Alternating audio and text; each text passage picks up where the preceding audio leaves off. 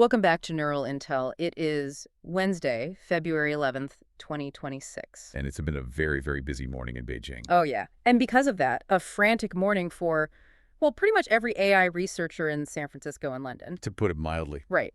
Zhipu AI, one of China's AI tires, has just dropped their new flagship model, GLM-5, and the claim is flying around. They are aggressive. We're talking about a model that is supposedly rivaling Claude Opus 4.5 and Gemini 3 Pro. And in some cases actually beating them, which is, significant on its own. Of course, anytime a new model cracks the top 3 on the leaderboard, it's news. But the context here is what makes this historic. This is a Chinese startup operating under the strictest U.S. chip bans we've ever seen. And they've released a frontier-class model, trained and run entirely on their own domestic hardware. Exactly. And that is why we are here today. Our mission for this deep dive is simple. We are stripping away the hype. No marketing buzzwords. None. We're going to look at the hard facts, the technical architecture, the hardware implications, and the raw performance metrics. We want to know if this thing is the real deal. Or just a paper tiger. Right. And for everyone listening, if you want to follow along with the charts and specs we're about to get into, you can find the full breakdown on our blog at neuralintel.org. And please, subscribe on YouTube, Apple, or Spotify. It helps us keep doing these deep dives. Okay, let's get into it. The sheer size of this thing, the parameter numbers are just staggering. What are we actually looking at under the hood of GLM-5? While staggering is the right word, Zhipu has scaled this up massively. The architecture for GLM-5 is clocking in at a total of 744 billion parameters. 744 billion, that is massive. For context, how does that compare to the last version? So the previous one, GLM 4.5, was about 355 billion. They've more than doubled it. Wow. But, and this is where we have to be really precise, it's not a dense model. It uses a mixture of experts architecture, MOE. Right, MOE. We talk about it a lot, but for anyone new, this means not every single parameter is firing for every token, correct? Exactly. A dense model is like a doctor who tries to know everything all at once. And MOE is more like a huge hospital with a staff of specialists. You're only talking to the experts you need for a specific problem. Precisely. So if you ask it about Python, the experts on 19th century French poetry, they stay asleep. Okay. In GLM-5's case, while the total is 744 billion, only about 40 billion parameters are active during inference at any given time. So that's how they keep the speed up. But here's the thing I saw in the docs this morning. You still have to store all those weights. You do.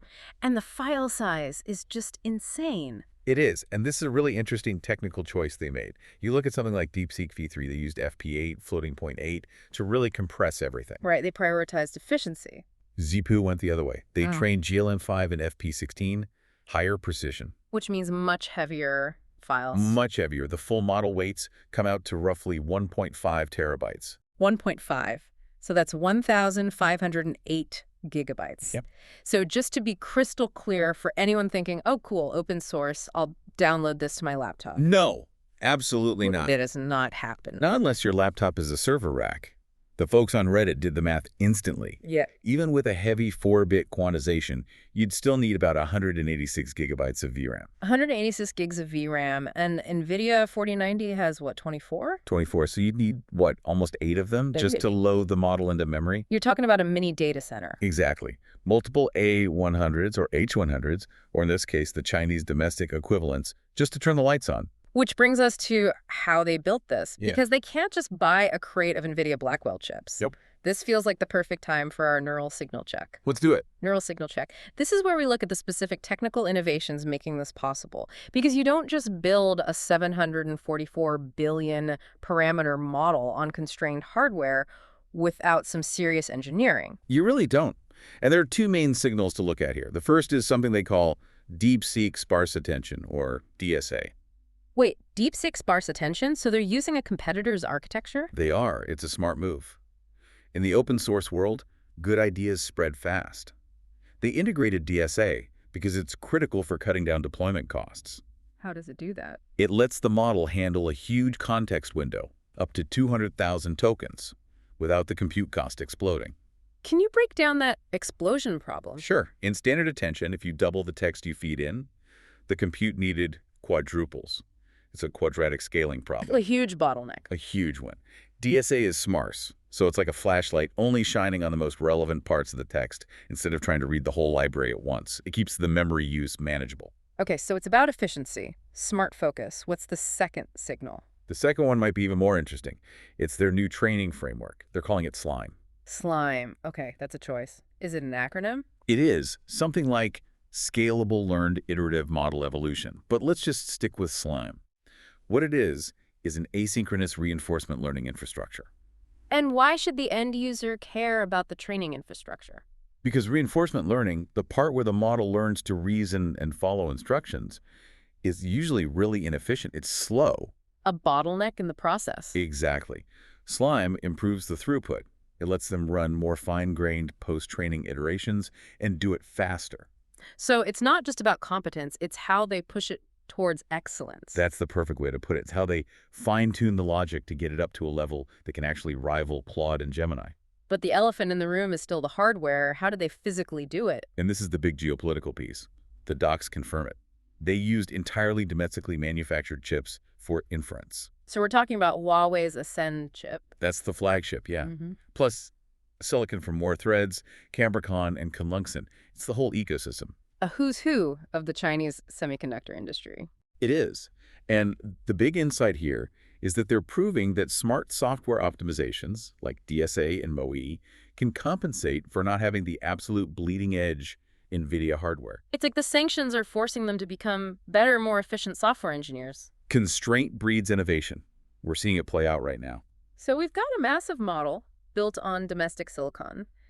But does it actually work? Let's talk capabilities. Is it just another chatbot? Definitely not.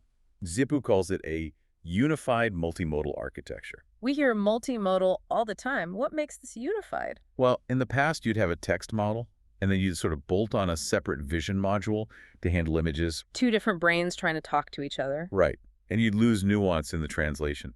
GLM-5 processes text, images, video, audio, and code, all in a single unified system. So it's native. It understands a pixel the same way it understands a word. Exactly. It can watch a video of a screen, read the code on it, listen to the audio explaining the code, and synthesize all three inputs at once. And that native integration is where they're really pushing the marketing on these long horizon agentic tasks. Agentic tasks. The buzzword of 2026. It really is. But let's define it. We're talking about an AI that can do things, not just answer a prompt. Right. It's the difference between write me a recipe and go look at what's in my fridge, find 3 recipes, order the missing ingredients, and schedule the delivery. So how does GLM-5 actually perform on that front?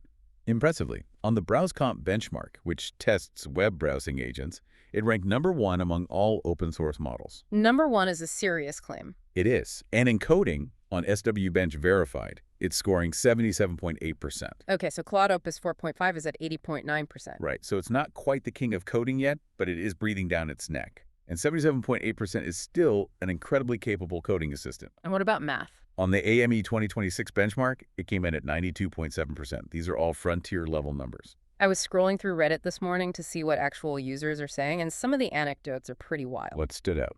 One user said they generated an entire solar system visualization, not just the text, the actual Python code, to render the planets and their orbits all in one shot. That makes sense with the unified architecture.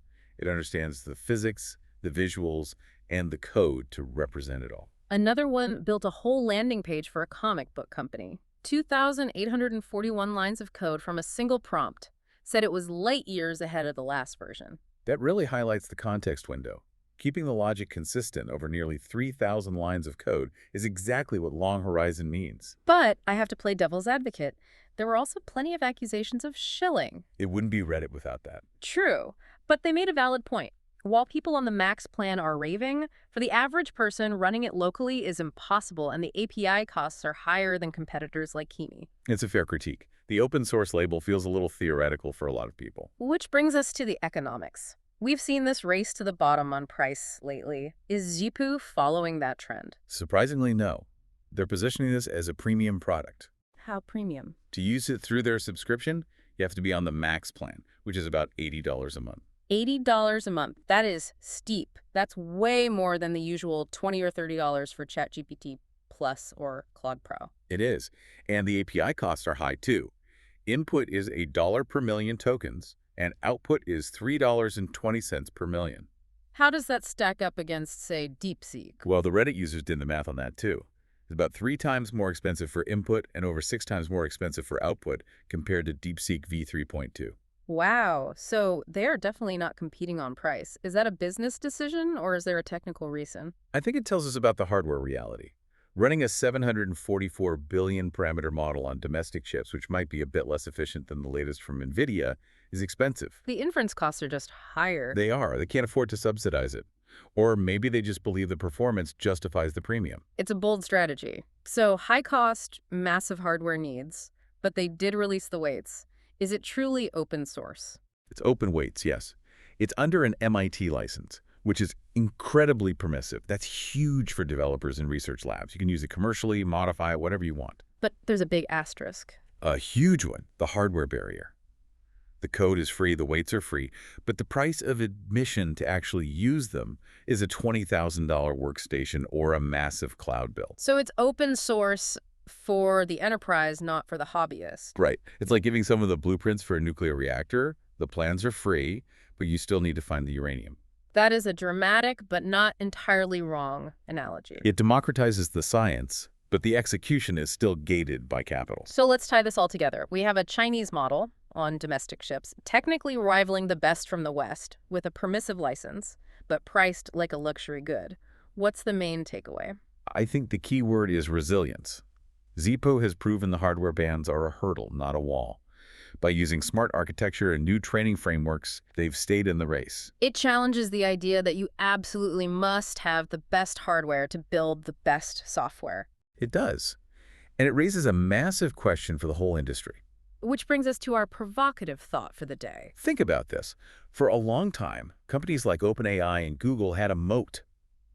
Their proprietary models were just so much better that people had to pay a premium. Right. The proprietary advantage. But if that moat is being filled by open-weight giants like GLM-5 and DeepSeek before it, how long can Western companies maintain their pricing power?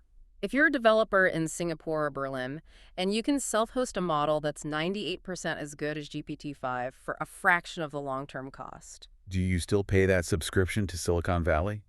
The entire economic foundation of AI is shifting right now. And that's the question we want to leave you with. Is Sure. the hardware cost worth the performance jump from a model like this? Does GLM-5 change your thinking on open versus closed source? We really want to hear what you think. Head over to the comments on our blog or our YouTube channel. Let us know if you'd pay $80 a month for this, or if you're sticking with the cheaper options. Until then, keep your neural networks firing. See you on the next deep dive.